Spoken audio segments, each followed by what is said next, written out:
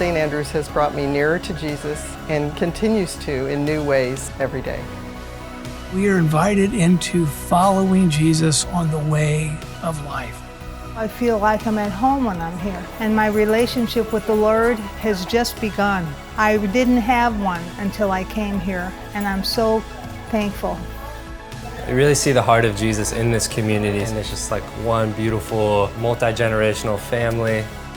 That's what the entire Bible is about. Receiving the goodness of God and His mercy and grace and forgiveness, and that being the catalyst and the power to step on the journey of following Him, following Jesus. God put that in us, a natural desire to serve Him, serve others, and that's what we're doing here.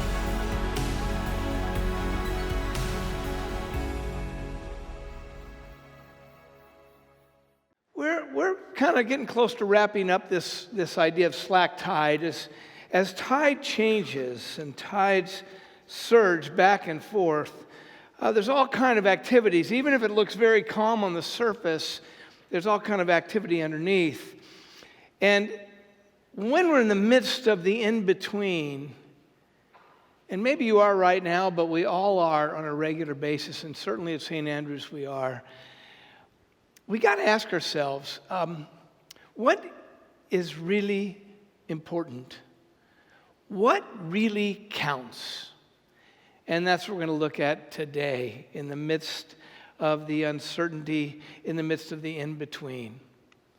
What truly counts? And so we're going to look at just 3 little verses in John chapter 12, which is right before Jesus entered Jerusalem the week before he was killed. So he was at the home of his friends, or at least in town of his friends Bethany, with Lazarus and his sisters Martha and Mary. And something happened that evening that I think God has something to say to you and me as we live in the in-between. So if you're able, I invite you to stand for the reading of John 12, 1-3.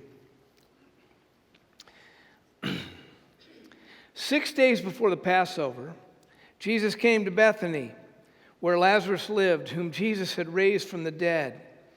Here a dinner was given in Jesus' honor. Martha served, while Lazarus was among those reclining at the table with him. Then Mary took about a pint of pure nard, an expensive perfume, and she poured it on Jesus' feet and wiped his feet with her hair. And the house was filled with the fragrance of the perfume. This is the word of the Lord. Thanks be to God indeed. Way to go. Have a seat. Thanks be to God for these 3 little verses, and then they kind of move on to other things. But Mary had her own in-between. This was a time when all of that region was talking about the 2 forces that were colliding together in order to take care of a major problem located in the person of Jesus, who just by his very person and his message and his work on earth was a threat to both the Roman Empire who was occupying and to the religious leaders especially, because he was talking about what God really wanted for his creation, for humanity. Massive threat. So there was all kind of things going on. Tides were changing, emotions running high, people taking sides. Certainly at this dinner party, it was the topic of conversation. What's going to happen? What are you going to do, Jesus? Talking to his friends, the disciples, both men and women that followed him. And in the midst of this, Mary's sister Martha was doing a good thing. She was serving. Great. And it was helpful and important. Lazarus was enjoying the party that fits the culture of the day as he's at the table, engrossed in the conversation, certainly. But Mary took a different tack.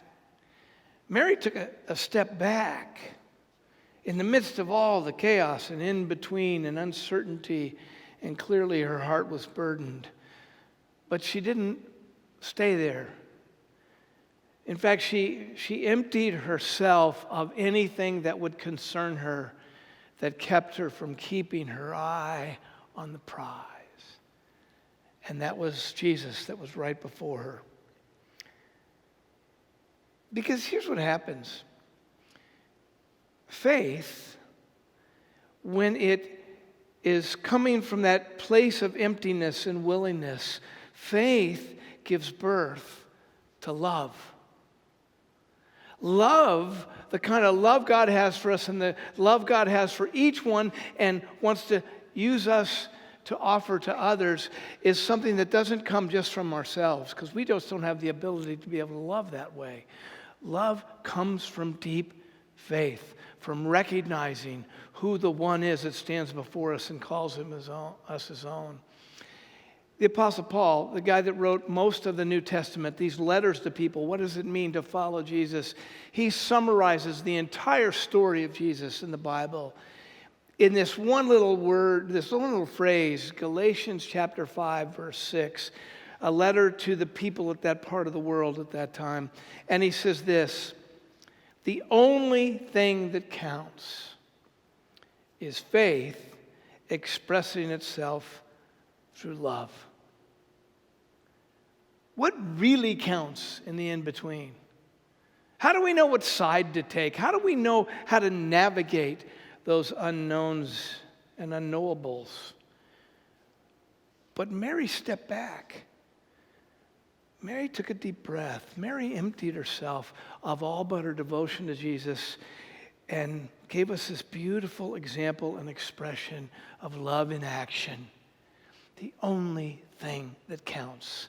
Let's take a look at what she did that evening and maybe what God wants to share with us tonight. First, her love was an abandoned love. It was not calculated. It was organic. Nothing else mattered to Mary. It was not for show. It was not condescending. It was not to say to everybody else, I'm about to do something great. Hit the wine glass. Here comes the nard. Mary didn't make a big deal about getting this very, very expensive perfume, but simply came over to Jesus as she kept her eyes on the prize, the one who had come, the one who loved her. And it was this abandonment to her love for him that she presented the beauty of this gift. Nothing else mattered. Now, it is an Olympic year, right? And we had the Summer Olympics, and we're about to have the Winter Olympics pretty soon.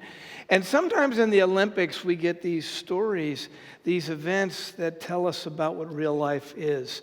And so many of the Olympic athletes have much to teach us. There's one, his name, Lawrence Lemieux, in 1988 in Seoul, Korea.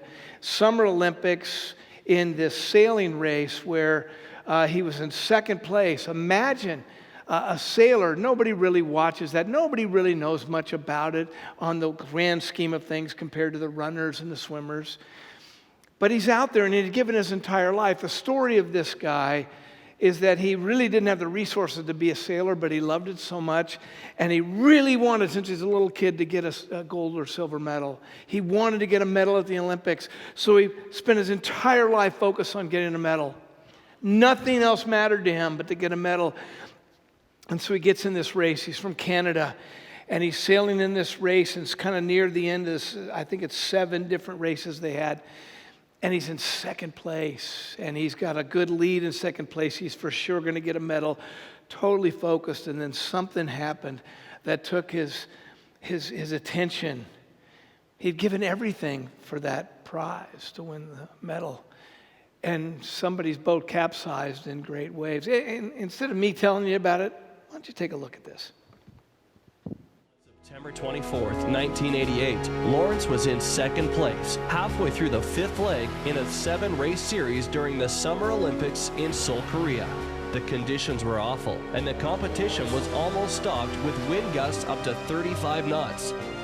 Just then, the vessel carrying 2 fellow athletes capsized. Both men were injured and in a dangerous position. Without hesitation and the possibility of a medal on the line, Lawrence immediately took action, dragging both competitors onto his boat and delivering the 2 men to a rescue boat before returning to the race. He didn't win the race, but Lemieux was awarded the Pierre de Coubertin Medal for Sportsmanship, as well as winning the respect and admiration of the world. What he said when he got out of that boat and they brought him in, and he got interviewed for this. He said, there's one rule in sailing. When somebody's in trouble, you help. Now, what's beautiful about this is he had one lifelong goal, and that was for his glory, for his sake, for his reputation, and that was to win an Olympic medal. But then these two guys in this wind gust got injured and almost drowned, and he is certain even to this day that had he not pulled out of that race to go help them, there is no way that they would have survived. He made this statement too. I wasn't thinking at the time that I'm giving up second place. It's only now in retrospect that you think that way. At the time, you just go. At the time, you just go. That's an abandoned kind of love. He got 22nd out of 32 boats at the end of that. And even now he looks back and said, I made the right choice because it was obvious. Shifting his lifelong goal of getting a medal into caring for others, abandoned. That's what Mary did. She wasn't concerned for her reputation. She wasn't thinking what anybody would say. She simply abandoned herself to loving Jesus. That's the first thing.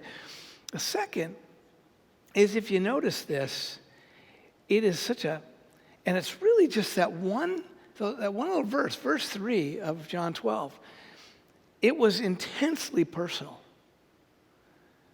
Love's never kind of general or across the board. Love is always intensely personal.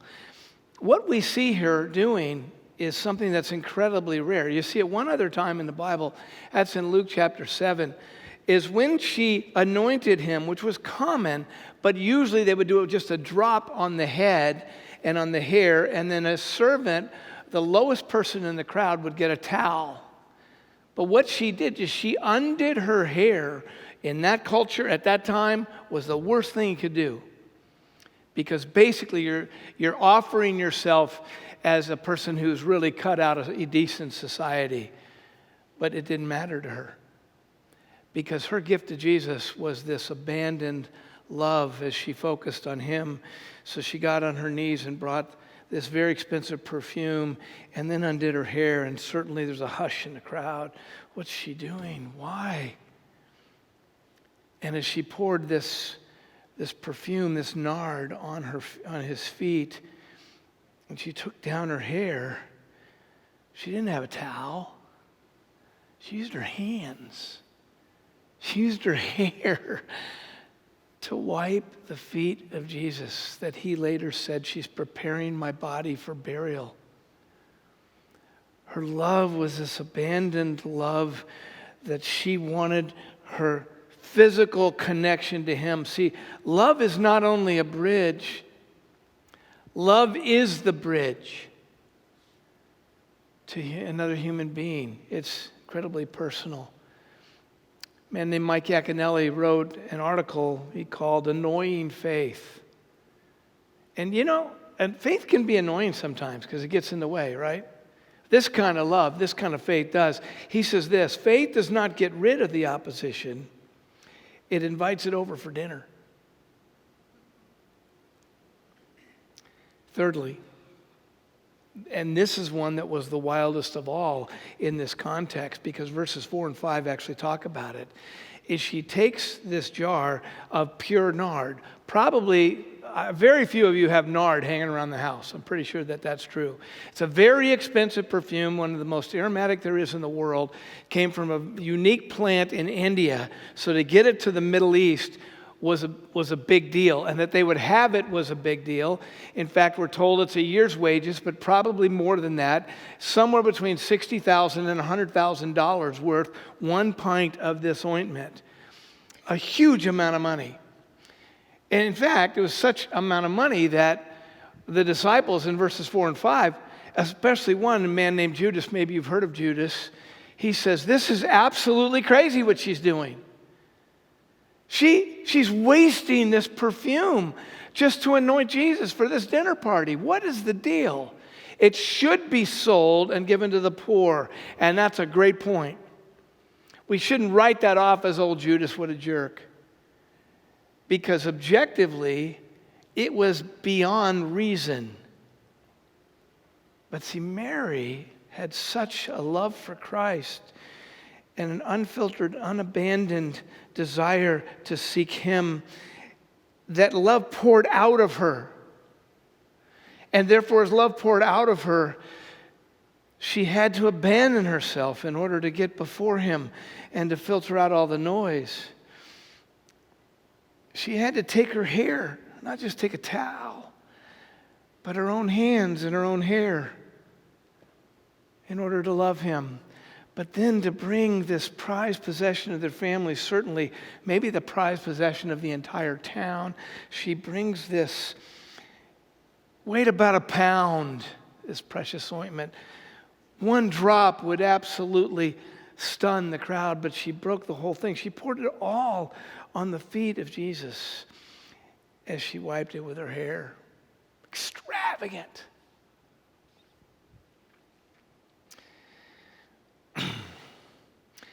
You know, Dee, my wife, works with horses. She has 2 horses and a pony. And I used to say to young people, you know, if you want a pony, start out by asking. If you want a cat, start out by asking for a pony. Because nobody's going to give you the pony, but they may go, well, fine, we'll give you a cat. Well, Dee actually has a pony, okay? So she's got the pony Oreo, and this pony is incredible. And so Oreo and Desire, and then a rescue horse, Grace. But those, you know, they're in a stall most of the time up in the state of Washington, and they have bridles or halters on them, and they spend a lot of time kind of in confinement to protect them, and then they're taken to a field and they're given some water. Maybe they're worked in the little round pen or worked in the arena somehow so they get exercise properly, but they're always bridled. They're always a halter generally when you're controlling them. But have you ever seen a horse that actually has been confined in a stall, is let out by a halter, put a bridle on, somebody gets on him and rides him, but then they're going to let him out in the field? You ever seen that before? Because boy, Desire and Grace and good old Oreo, once they get that bridle kind of taken off, shake their heads and go tearing off onto the field and jumping and doing the horse yell. I'm not even exactly sure how to do that. And just this amazing whipping in circles and running like crazy, this horse joy, this exuberance, this extravagant love of life. It's an amazing experience. Do you feel bridled? Do you feel like so much of life is being controlled and held back and worrying and wondering in the in-between?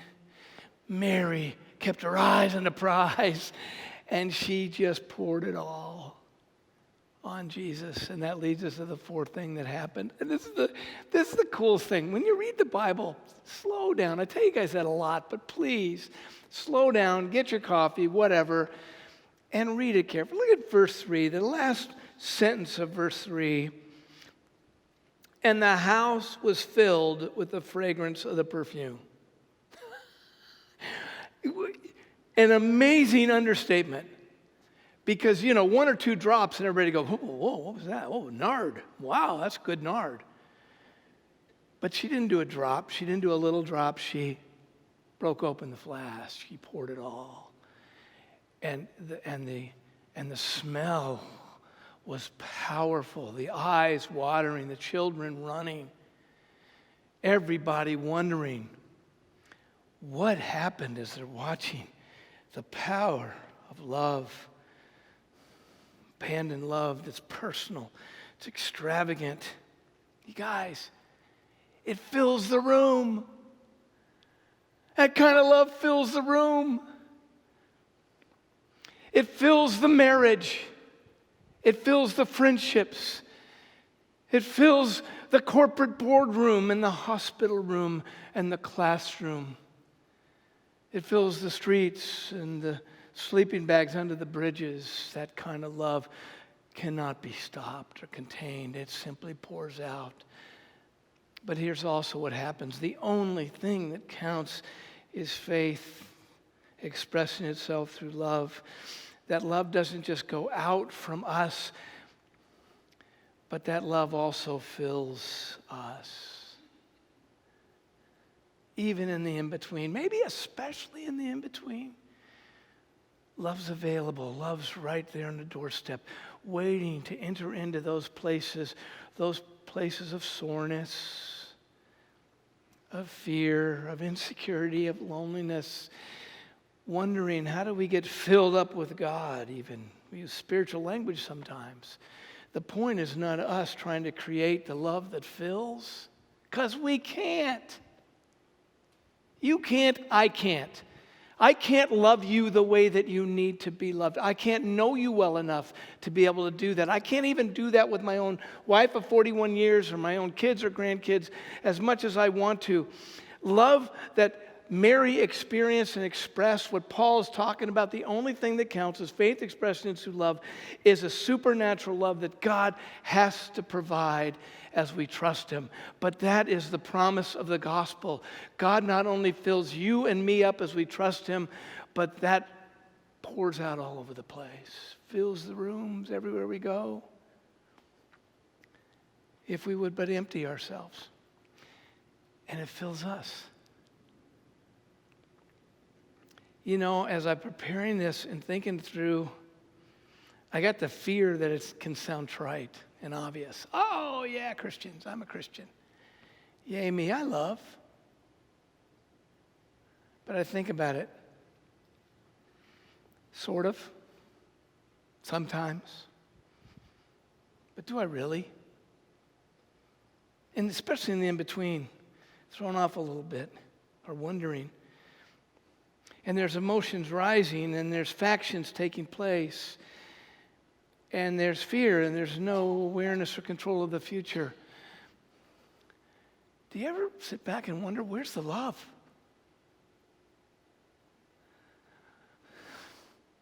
We are the people of love. Where does that love come from? Why did Mary do this? She didn't do this so that we could say in 2021 at St. Andrew's Presbyterian Church, online or live, that we can say, boy, we really love well.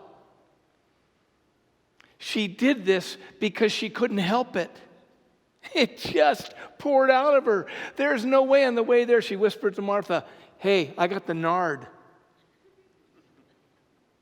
Something happened inside of her, and she couldn't help it. Because faith gives birth to love.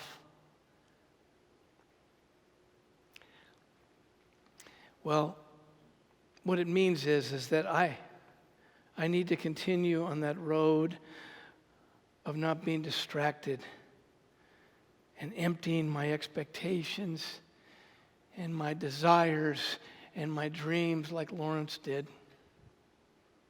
And take those little baby steps of looking to Jesus, fixing my eyes on him, on the true prize, and allowing myself to be swept up in an abandonment that God pours his love into and through me and through you. That's what this is. This is why I've talked about a lot since I've been at St. Andrew's, and I want to say it one more time, is that Dee and I got the great privilege because of this church to meet an incredible couple, Joel and Pamela, who lived in West Africa and started a little church under a tree. And not all that long ago, they just started to pray about and care about the kids, the children in their little area that had nothing. There was no church, there was no facilities, there was no fresh water, no electricity, and Joel and Pamela just were there. And all they wanted to do was love Christ and see what the Lord would do as he poured through them. So just the week before COVID, which was so weird, some of you may remember that I did a sermon from that very tree where they started all this about 10 years ago. And we did it on video here. But Dee and I had the great privilege to walk with Joel, with Larry Beatty and Tom and Carol Brock, great members of our church who are deeply invested in God's love and what God would do, would we but just abandon to him.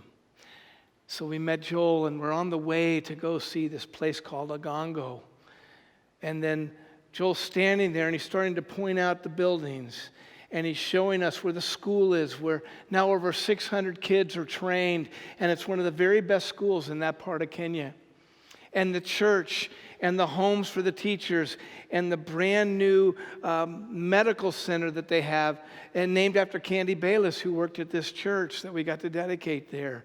It's an unbelievable facility, but Joel was more like Mary than like me, because he wasn't talking about what he did. He just started looking at and just saying, that's what that is. That's it. And he started weeping uncontrollably, because he knew that all he did was kneel before Jesus and pour all of his nard. Took his hands and his hair and wiped the feet of Jesus as they moved to a gongo. See, that is love. And that's the gift of God to all of us. Well, what do we do with this? We simply have to refocus. We've got to make sure we maintain our understanding of the only thing that counts. The only thing that counts, the only thing that counts is faith in the one who has come that births love. Love takes emptying, and love compels. And we don't have the ability to actually love that way, you guys. So the Apostle John wrote in 1 John, a letter that he wrote when he was an old guy. He said in chapter 4, verse 9 and 10, "This is how God showed his love among us. He sent his one and only Son into the world that we might live through him." This is love. Not that we loved God, but that he loved us and sent his Son as an atoning sacrifice for our sins. Faith gives birth to love. Where is love?